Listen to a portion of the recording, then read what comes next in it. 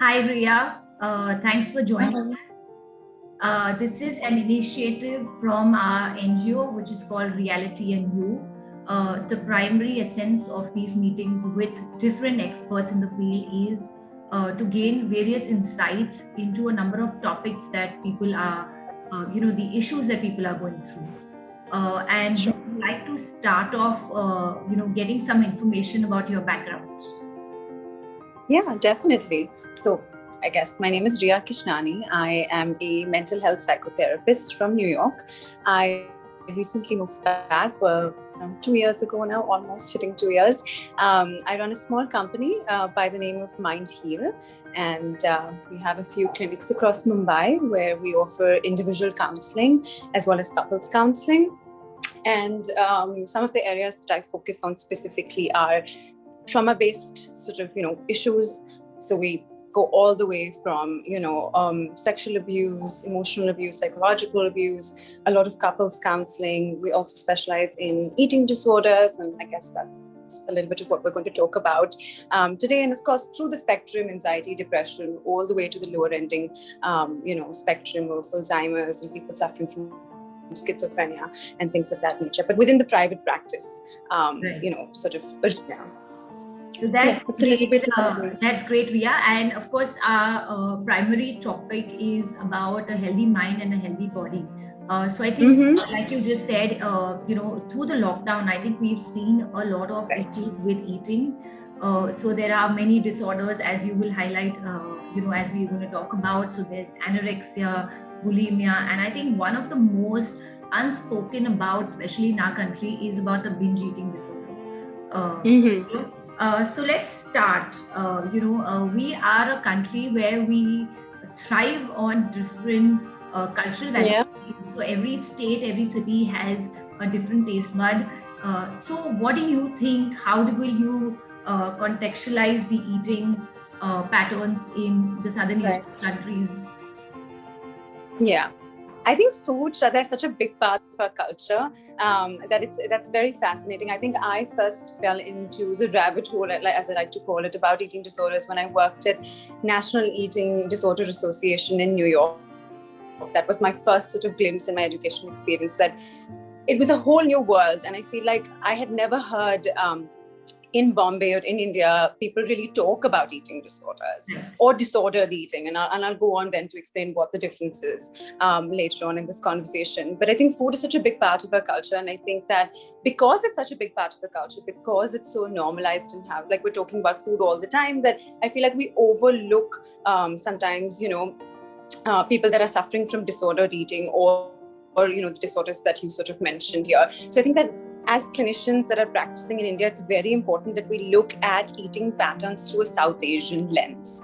Sometimes it can be very difficult to apply the criteria, as you know, all the criteria of these eating disorders that are, in the DSM-5, and I've sort of pulled it out here to show people that, this is our little Bible with all the eating disorder symptomologies. But the idea is it's very important for clinicians. I know I'm reiterating the idea of questioning them based on a South Asian lens. So this idea of what does food mean, in your household? What did eating mean growing up in your house? What did you primarily eat growing up? All of this within that South Asian lens is very important that we pay emphasis on. And I think that the context is important when we are diagnosing people with eating disorders or disordered eating, or providing any sort of treatment modalities in that space. So I think that the reason I emphasize on the South Asian lens is very important. Yeah. Right. So I think it's like you said, there is something like normal eating, and of course, then we have the disordered spectrum, which you and me would see. And I think sometimes it becomes difficult to distinguish between the two. And Sure. also, I think what I have seen, in my practice as well, is a huge, a lot of people going towards binge eating. And of course, Yeah. we know the anorexic started from your modeling careers, where you wanted to be size zero, and of course, how criteria have changed in various industries. Right. And so today Of we course. also see large amounts of binge eating and also excessive exercising with that. So Yeah, how? I mean, we are a culture that talks a lot about fitness as well. So again, we have to be very careful with Fitspiration and all these movements in social media going on. It's very important important again for clinicians to be able to discern that through the clinical interview, through your individual counseling sessions, to really, nitpick and sort of figure out what really eating means to that person who's sitting on your couch. So, definitely. But going back to... Why don't we just start off basically giving our viewers a little information between distinguishing between normal and pathological ways of eating? Sure. I think normal eating definitely, Shraddha, and you can jump in and add whatever you think I'm missing out here, but it definitely comes from more of a place of self-care, right? It's extremely flexible. It is a response to our hunger cues. I'm hungry, I'm going to get up, go get myself something to eat, whether it's a fruit, whether it's a chip, whatever that might be. It's coming from that very, self-care space. And it doesn't usually... When I talk about normal eating, it doesn't have any sort of morals or values. Oh my God, oh shit, I ate a cookie right now. There isn't a sort of moral or an association that we have built with that food product, or at least a deep enough association. And I think that when we talk about disordered eating, which is very different from eating disorder in the sense that it's not a diagnostic criteria. And I think that you see a lot of disordered eating here, even if they don't fall into that criteria, which is why I believe then it's overlooked. Right? Because I think that some of the clinical psychologists here, really go by the T. So it's like, okay, you're not meeting the severity or the frequency or the intensity of it the way we do it here. So, you're fine. But no, the fact that this person's showing signs and symptoms that are similar to those of eating disorders, it's just not as intense. It falls under the category of disordered eating, which is more inflexible. It's more rigid. Right? A lot of clients restrict their intake. You'll see sort of behaviors around chewing and spitting your food. And this entire spectrum of anything that doesn't feel like the norm that's coming from a place of nutrition and self-care, we need to take sort of a zooming lens and sort of explore that with our clients. And I think that's very, very important, that this is how we sort of differentiate it. You'll hear your clients say things like, I feel really terrible after I eat something like this, or, I ate large amounts. What is a large amount for you, right? We can't just assume that what a large amount meant for me is the same as for you. Right. So really sort of getting into that relative detail and exploring these questions is very important. I think what you said is very important, but I think also I want to highlight here is being in the field in the last couple of years, I think what I'm seeing is, disordered eating among children. So I would like to highlight, and you would probably know this as well, is that it starts off much earlier, back in your preteen, and often parents feel that, you want a chubby, healthy child, and they sort of ignore the signs. And so that is when your patterns or your belief systems, like you said, become probably very rigid. You don't know where sort of what your family belief systems are, your society. So you have a microsystem and a macro system, right? Your microsystem is your home, your educational system, and your family. What are their beliefs around eating, right? Do you all eat dinner together? Is there someone sitting in the room and eating their dinner, watching, the telly? Where are we eating? The thing is, I hate reducing sort of eating disorders just to these criteria, because there is so much fertile and rich meaning behind where you grew up, what food meant, accessibility to food, availability to food. What is your meaning that you affiliate with foods, breakfast, lunch, dinner? What's your mom's idea of what food should be and what nutrition should be? What's dad's idea? Was dad ever present? And that's the trauma-informed lens, I think, which at least through which I work when I work with a client on the disordered eating or eating disorder spectrum. There is always a trauma that's associated with the relationship that we have built with our body image, as well as our eating habits and our patterns. And, that is a lot of exploration that goes way beyond saying, okay, you have anorexia nervosa. Right. And I feel as a culture, like you said, since eating and, we have a lot of festivals, and of course they are primarily one of the biggest sources of binge eating, I would say. But I think as a culture, we have normalized some of these eating patterns. I feel like the normalization is the scary part, right? Because that's the red flag. And we normalize a lot of things, Shraddha. We normalize abuse in this country. I'm sorry, but like the more and more I work here, it's really fascinating to see, you'll hear people say, but sabke ghar mein aise hota hai. So we normalized it. We normalized a lot of forms of abuse. Even when someone, I know, you're emphasizing on sort of binge eating. When someone's binge eating, there is a self-harm to the body that is done. Or when there is bulimia, where they're purging. And I've seen a lot of bulimia cases, actually, more than I've seen binge. And I know that your experience, you seem to have found more of those, the binge element. But an emotional eating, which is again different from binge, our anxiety levels, our stress levels is automatically going to translate into, emotional eating. We're stuffing our mouths because we're trying to find it as a coping or a soothing mechanism. And I think that then again, does a clinician diagnose the person with anxiety or binge? Right? There's so much comorbidity here. Mind Heal practices a non-diagnostic framework. So we don't provide diagnoses. If someone really, really wishes for a diagnosis, I recommend them to a clinical psychologist that then gives them the label if they require that for any medical or insurance purposes. But again, sorry, I feel like I detoured. But the idea simply being that focusing on the trauma that's associated with all of these things. And yes, I totally agree with you. It starts off young. Even if the eating habits... So if we just have to, I mean, of course, this is going to go out to all our viewers on all social media sites. If we have to develop a healthy pattern with food at a very young age, what would some of the tips be? In terms of belief system. So I'm not looking at, of course, your eating habits. I mean, we all know there are certain good foods and bad foods and all that. I mean, are there good foods and bad foods? I don't know. I'm not a nutritionist. I always have a nutritionist on board who works with my client. And I think I wonder if it's that, Shraddha, us saying good foods and bad foods and assigning these moral tabs to it that actually lead to things like that. These are the predispositions that lead to that, right? And then we're using, I said there's the microsystem and all of that informs our beliefs around food and what our ideal beauty type needs to be, and the pressure, not just for women but for men or all genders across the spectrum. The idea of what is the ideal. I mean, think about an Indian student, and I see a lot of this, young person who's very impressionable, who's constantly scrolling on social media, who comes from a cultural background, like say we put on weight on our hips, right? That's maybe our body type. And then we're looking at a model, Victoria's Secret model. I mean, think of this 16-year-old and how confused this woman is, right? Because she's like, I want to look like this, but somewhere very biologically and genetically, I'm going to put on weight on my hips no matter what I do. That creates cognitive dissonance, right? Now we're internalizing ideal body structures, that might not even fit with what our body can provide. I'm going to stop you here because I think the point is very, very important.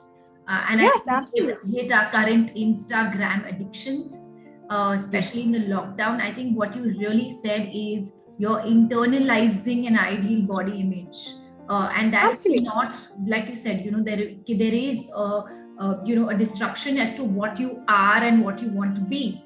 And so from the real... and also what your body, what culture that's the whole South Asian trauma and form that I keep, reiterating is you're not doing anything quote unquote wrong.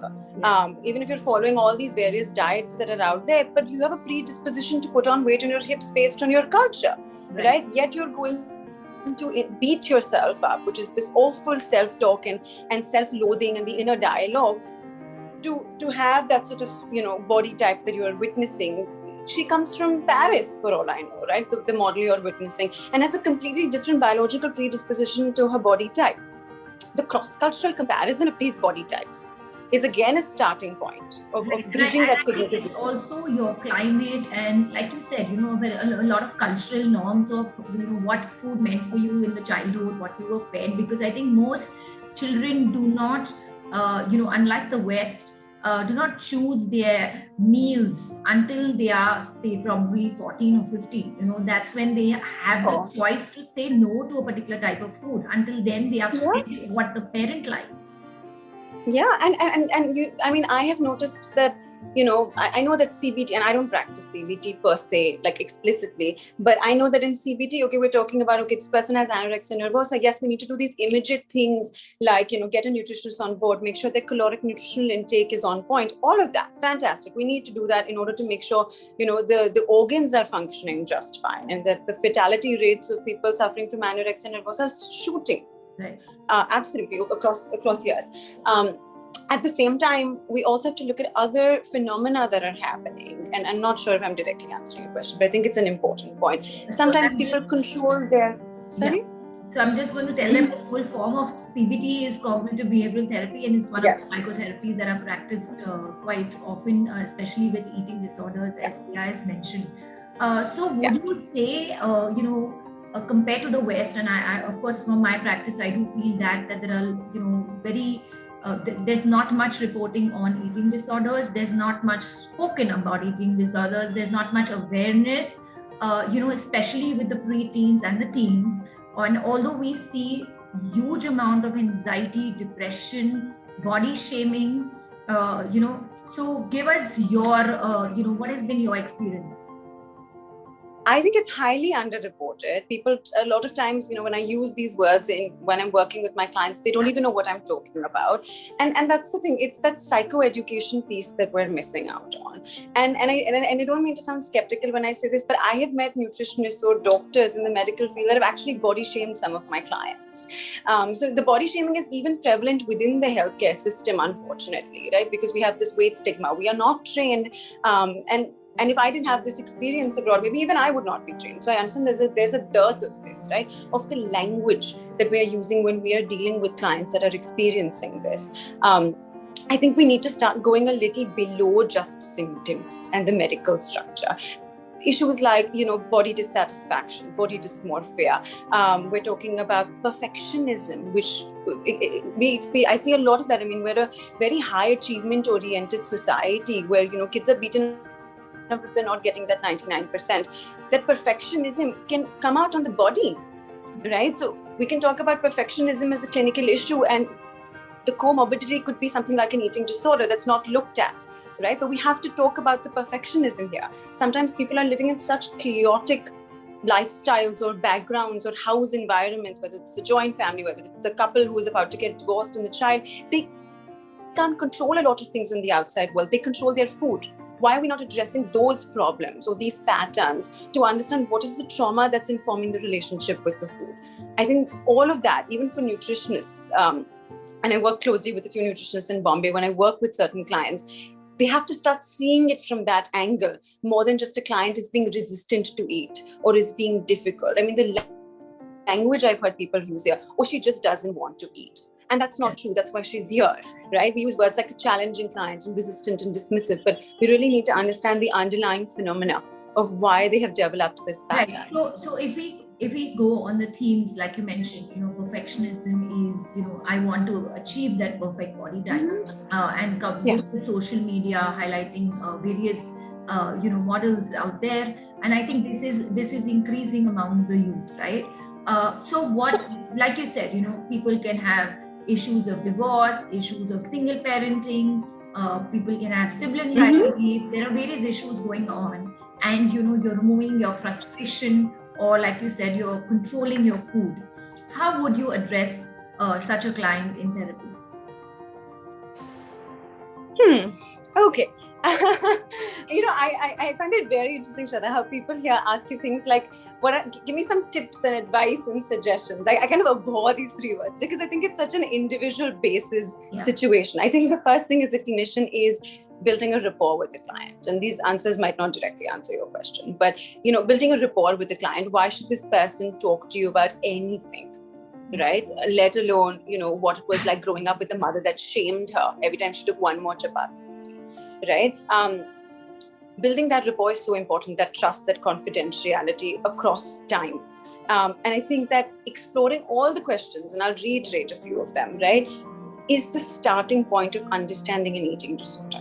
Right. So the idea of was khana available at home? Right? Why are you hiding the chips packet and eating it secretly? Because of the guilt and the shame around it.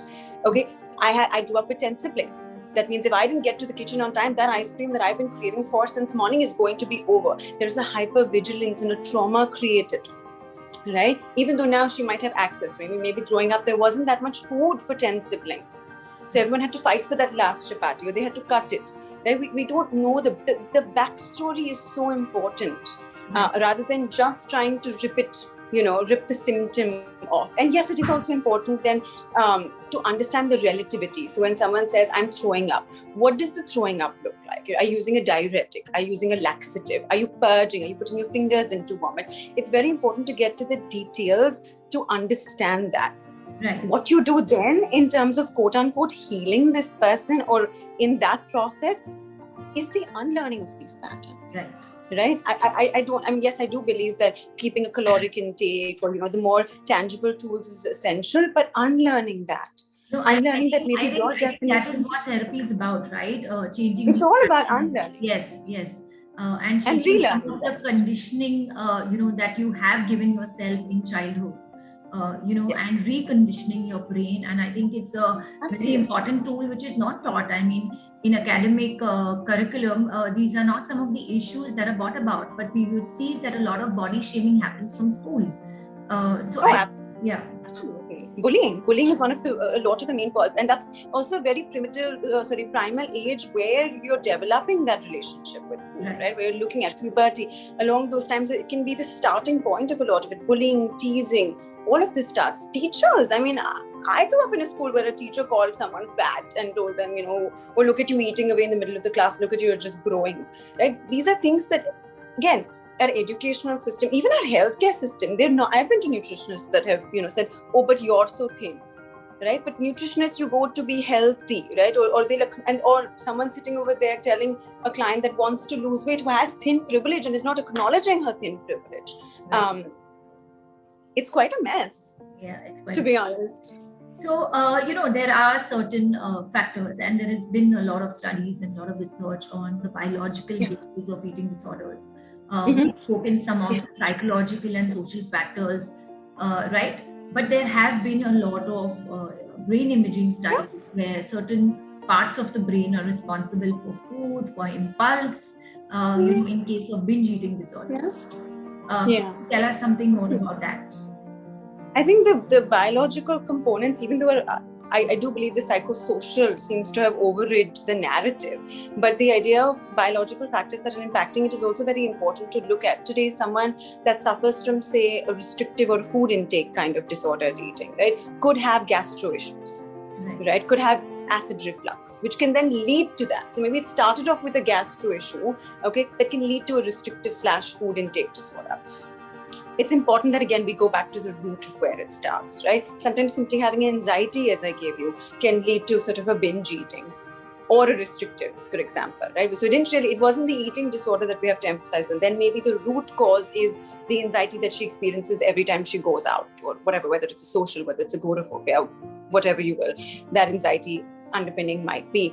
Also, sometimes just there's not a lot of research on this, but there is a little bit of that genetic underpinning here, where today, for example, if your a close relative has an eating disorder, or you grew up with a sister or a brother that has an eating disorder, witnessing that sometimes can also, that's the vicarious trauma.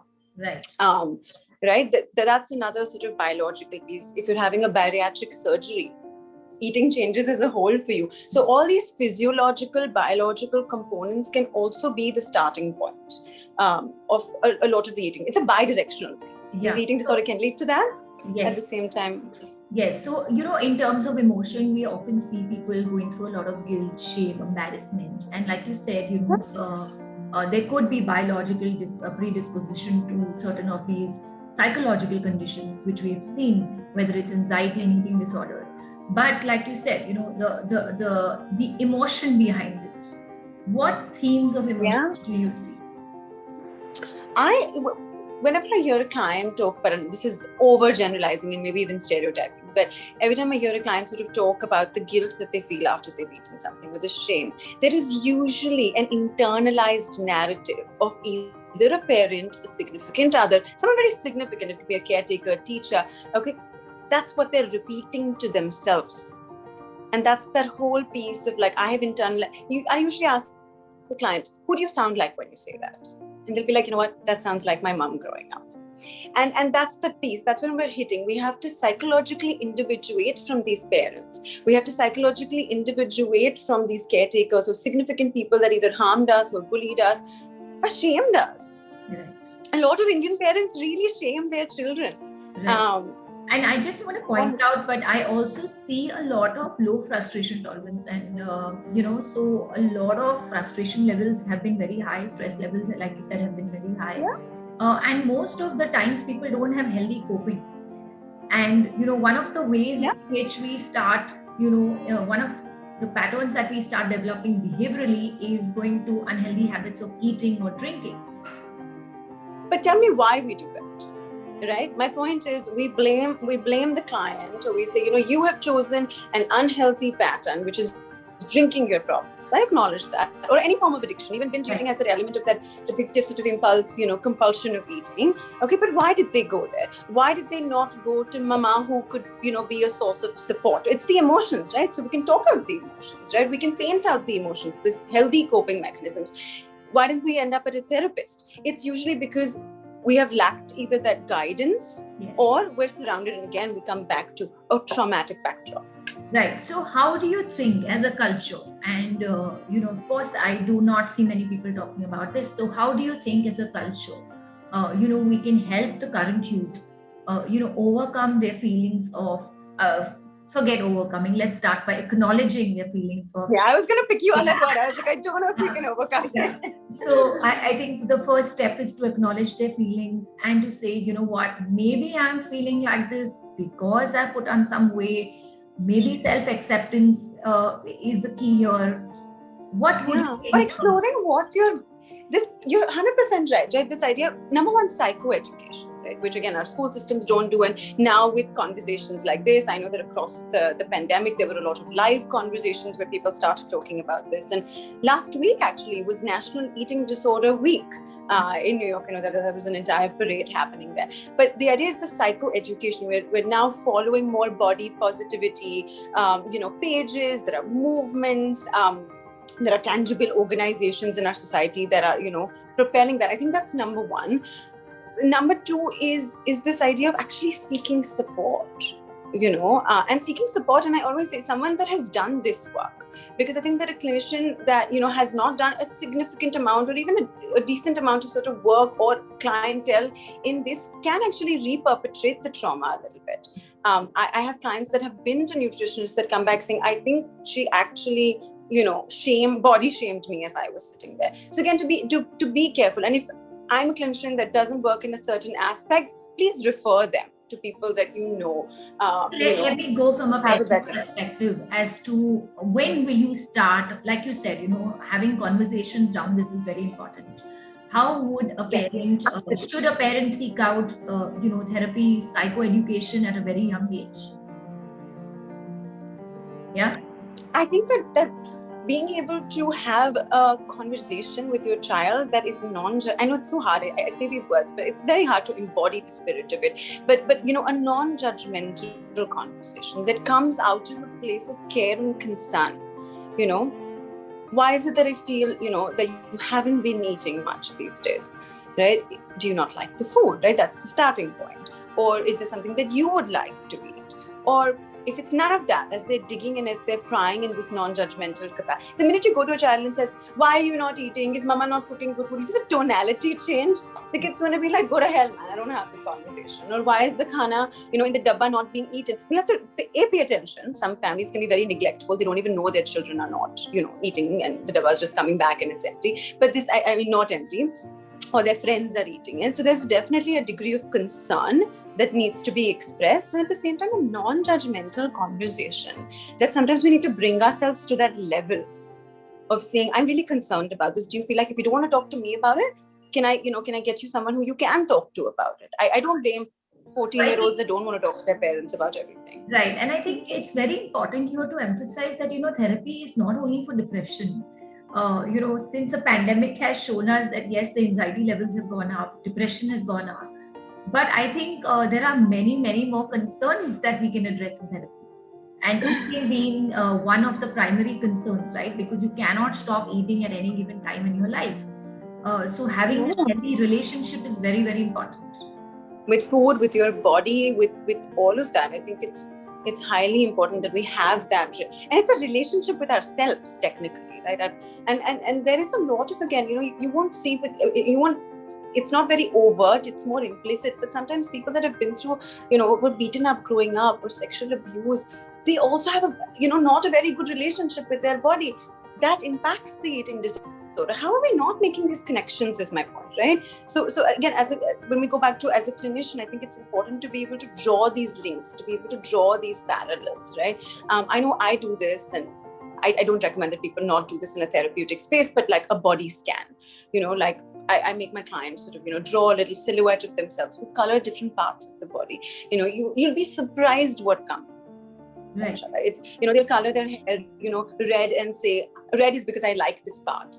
Hair, this is what's my femininity. Even exploring gender constructs. I mean, look at these males that are on steroids and pumping themselves, right? Because to meet that male, alpha male stereotype or whatever, maybe growing up, that's how they needed to overshadow dad. I don't know. Exploring the narrative rather than just slapping on some CBT exercise or some tangible exercise is so important, because we need to know this backstory. We need to hear about the sexual abuse. So I think the parent may not, be easily, the parent may not be the person who can easily bring out these narratives, right? Absolutely not. Right. Absolutely not. I mean, there are some dynamics where you will see that, and hopefully it's not a sign of enmeshment. It's just a sign of a healthy relationship. But then, I know that in our country, maybe reaching a psychologist or a psychotherapist or a mental health therapist is not as accessible. It's not our first point. We end up at a GP. Right? But at least let's end up at a nutritionist, and hopefully the nutritionist is aware that, it's beyond her scope to deal with the psychological problems, that she can't fix it all, and then can recommend someone to a psychologist. Yeah. Right. I think we need to be, like you said, more open about talking about these issues, so that we have a proper referral system where we can identify that certain times dieting can lead to anorexia, like you said, bulimia. So give us some of the myths that are based around eating disorders. Yeah. The first one I heard when I came back, it's really funny. She just said, no, it's a phase, she'll start eating. Like a mom brought in her daughter, and she's been really suffering for a good 5 years. It's not a phase. This is a deep traumatic psychological condition that can impact your physiology.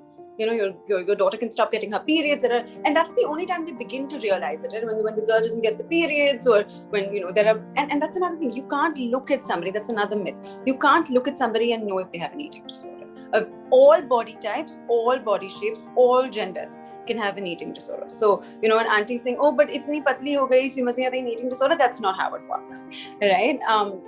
Any body shape, someone that's normal weight, normal BMI can also be suffering from, different kinds of disordered eating, even if they don't fall under the eating disorder criteria.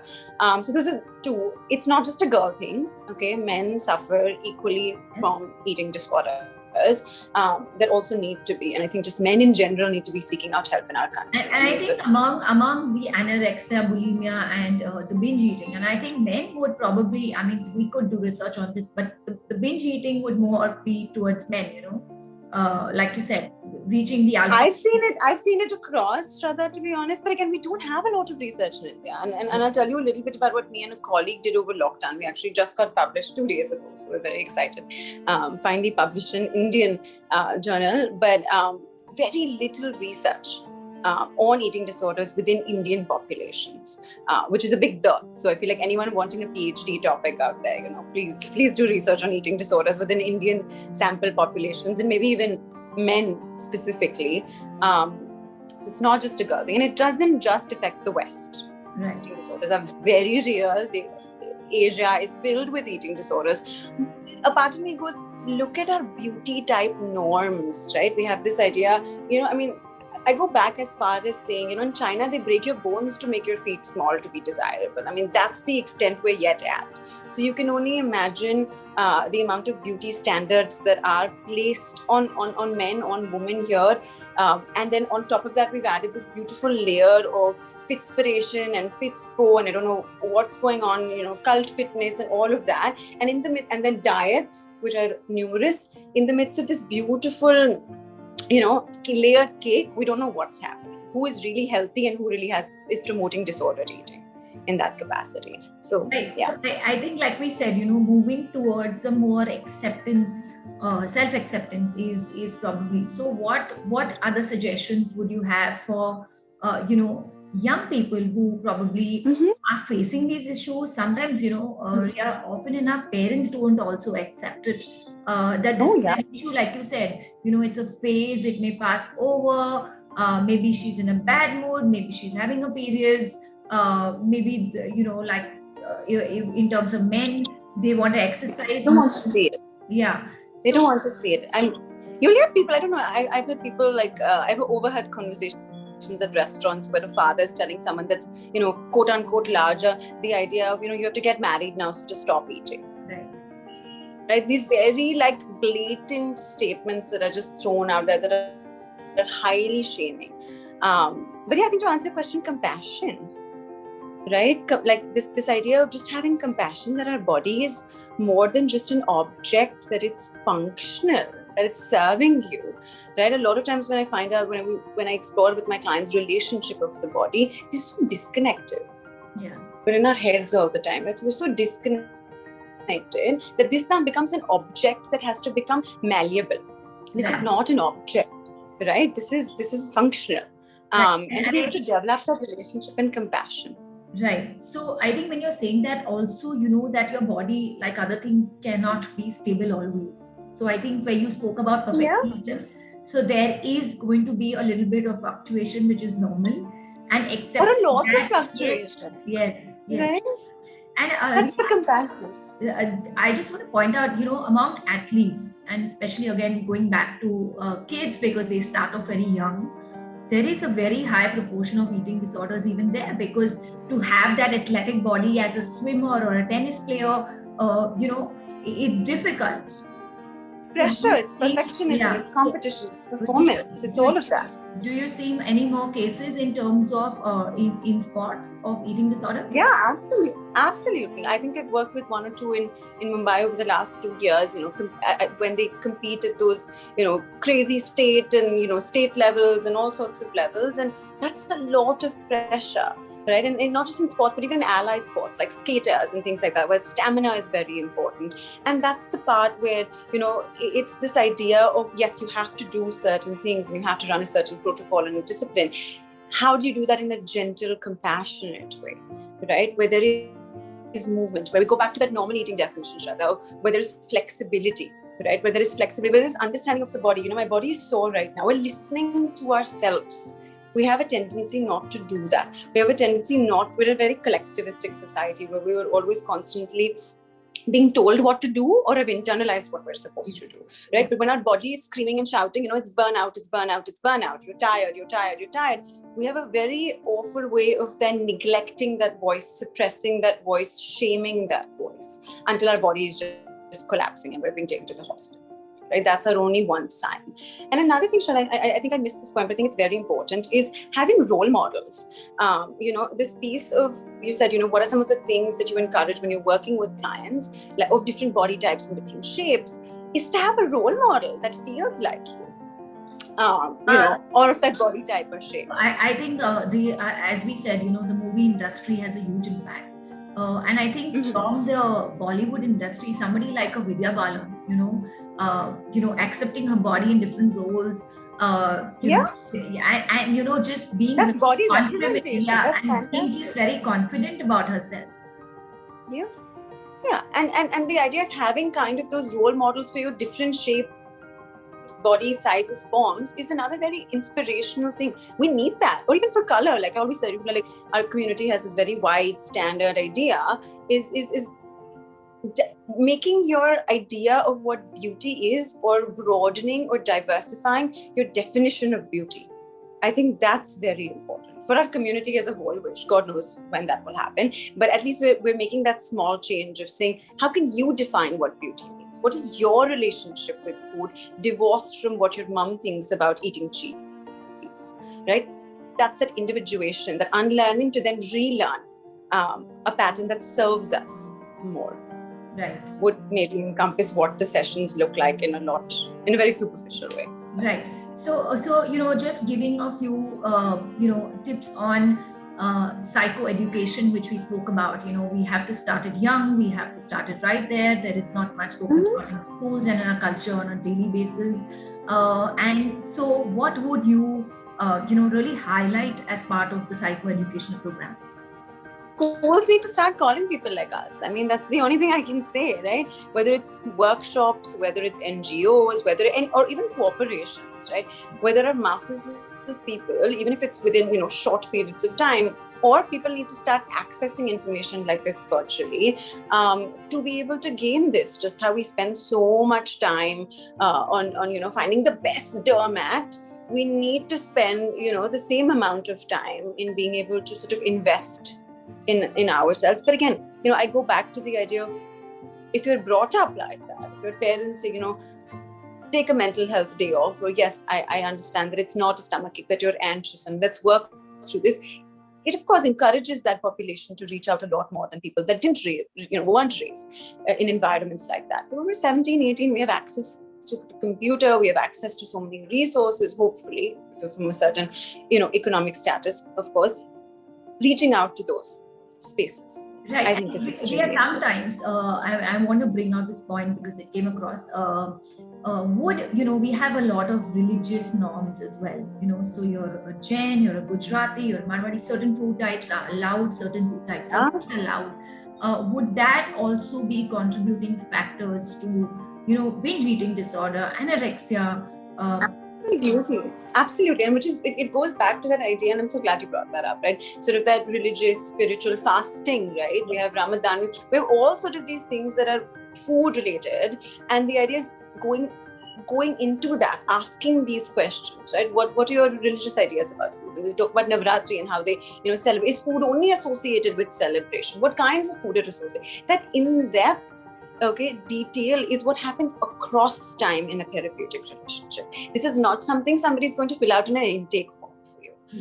And why should they, is my opinion, right? So when someone says, 10 sessions I'll cure you of your eating disorder, I'm like, this is not the person we're supposed to go to. And I don't mean to sound bigoted when I say that, but it concerns me. Or, a 10-day diet and we'll make you lose all the weight. But what is this weight? Sometimes weight is just emotional. I want to stop you here, because this is a very important point, because a lot of people who have issues, psychological issues with eating, would first go to a nutritionist. Absolutely. Going to a therapist does not occur to them. And that's why I work a lot with nutritionists in terms of saying, I know where my areas of expertise end. When I'm working with a client with anorexia, I need to make sure she has enough caloric intake. That's all I know. I wasn't trained to know more. So this nutritionist is going to come on board and make sure that happens. Right. The nutritionist equally needs to know where her expertise ends and where someone else's starts. Right? Which is, I don't know how to explore the relationship she has with the food. I just know that this is what needs to be done. This is what I would recommend for her. Now we work in conjunction, in collaboration, interdisciplinary, to holistically, help this client heal, which is very important. And I think sorry, go ahead. No, I was just reiterating the same. Yeah. So I think with our population coming towards, very high levels of diabetic population, India is, I think, one of the leading causes in India for obesity has been diabetes. There's been diabetes fundamentally in children has increased a lot. Obesity in children is very high. Yeah. And I think so we need to, as people realize, like you said, what are the background patterns? What are our self-talk with eating? What are the themes underlining somebody who has a dysfunctional eating pattern? Ria, I just want to end it with the excessive exercise. And so we know a lot of people, and I would say even adults, who have a very strict regime from Monday to Friday, and they go all out on the weekends. And are we then? And that's a pattern of extremes, right? Where did they learn that pattern of extremes? Are we modeling dad? That's the kind of questions we ask. Are we modeling someone we know that? Right. And so would you call that healthy? And excessive again, right? Excessive is what? What is excessive to you is going to be different from what is excessive to me. So is excessive 3 times a day? Is excessive, 3 times a week? I don't know what that is. Mm-hmm. So it depends on what your excessive is, what your frequency is, because bulimia nervosa, like when you purge, excessive exercise is a part of that. Right? You don't always have to put your fingers in and throw up. Right? That excessively exercising is also a way to get rid of that weight that you feel like you put on. I need to know what that frequency of that excessive is to say if that's healthy or not healthy, rather than, because again, what you might think is excessive might be different. So getting the frequency, the exact amount is important. And with the current, the fashion behind the intermittent fasting, I think we need to address, and we are going to see a very big rise of eating disorders, right? So of course people are losing weight. Again, Yeah. it's debatable, right? Because that's why I don't even comment on diets, because I'm like, I will get the nutritionist on board, right? As long as I know the person is following whatever they're following in a compassionate, from a place of self-care, it's flexible, they're not shaming themselves, guilting themselves. You can eat at 2 a.m. also in the night, and I'm not saying recommending that of any sorts, but the idea, if it's coming from a compassionate space where you're not beating yourself up, and there's a degree of it being quote unquote healthy. The idea is, I don't know if the intermittent fasting is going to create an eating disorder. Yes, could it contribute to it if you're doing it in a punitive, punishing way? Yeah. You'll see food also not just being used as a coping mechanism, Shraddha, but also as a way to punish ourselves sometimes. Yeah. I did something really, really bad, and I'm going eating in 4 cupcakes down my mouth, right?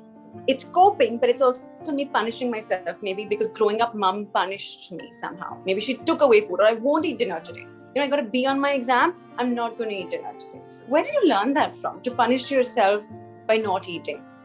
Right. Someone's taught her this, right? So to be able to again, I know I don't want to directly give tips and suggestions. A lot of people like to try to take that out of me, but I go back to the idea. I think that's very good patterns. For I think in relationships, it's very important to see, especially with in the adult population, as to what your spouse does when he or she is angry, guilty. So anger is one of the emotions also. Like you said, if you're angry, you don't want to eat. If you're frustrated, you don't want to eat, or you're overeating.